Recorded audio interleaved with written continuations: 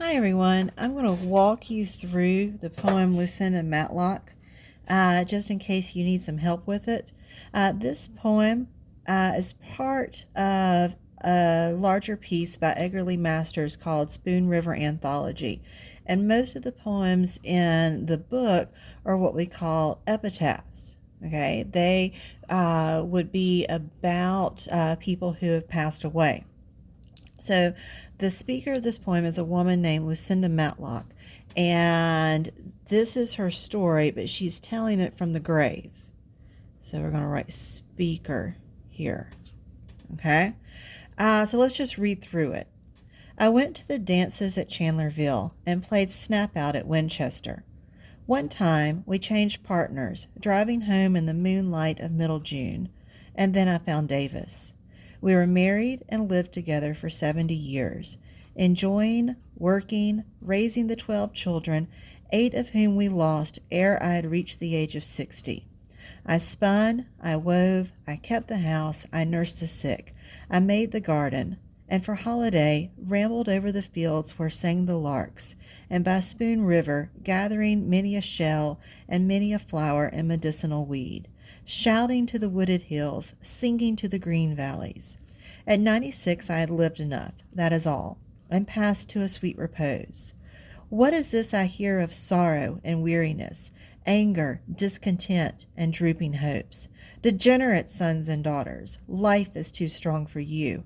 It takes life to love life. All right, so let's just take it section by section because we're going to take, let me find it, this poem into 2 parts. We're going to divide it here. Okay, so we look at it. This is her youth. She went to dances, she played games. One night they were driving home and they mixed up who was in what car, and that's when she found Davis. This is her husband. Okay, we know that they were together for 70 years. They worked, they raised 12 children. They lost 8 of the 12 before she had reached 60.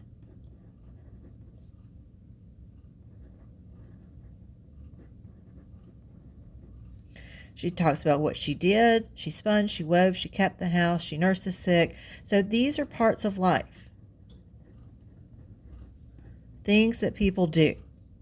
Okay. She enjoyed outside. She picked flowers. She picked medicinal weeds. We get this from the idea of shouting to the wooded hills, singing to the green valleys. She doesn't seem disappointed in her life. She actually seems pretty happy with it. Were there sad parts to it? Obviously, okay, because we have this part about losing 8 children. But overall, she seems to think that she lived a good life. Okay, so then we go to our second part of the poem. When did she die? She was 96. Okay, is she regretful about dying? Does she seem upset about it? No, because she says, I had lived enough. That was all.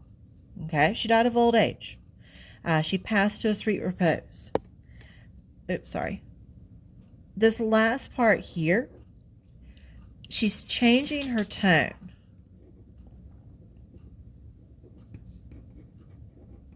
Okay, it's here that she's talking to the next generations. What is this I hear of weariness, sorrow, anger, discontent, drooping hopes? Degenerate sons and daughters. Life is too strong for you. It takes life to love life. Okay, she sees the younger generation as complaining. They're weak. And she says that life is too strong for you. It takes life to love life. Okay, we have to think about that statement. Life is made up of so many different things. We get the great things like the dances and the games and finding her husband and loving him. And we've got the awful things like losing her children. And she says that if we don't have all of those things, then that's not life. That life is made up of the good, life is made up of the bad, life is made up of the mediocre. but those are all the things that make up life, and you have to take all of that and able to be able to love it. So if we think about theme, we get our idea here that life is made up of all parts, sad and happy. And we should love them all. Okay, I hope that helps you answer the questions that are going to go along with this poem. And good luck.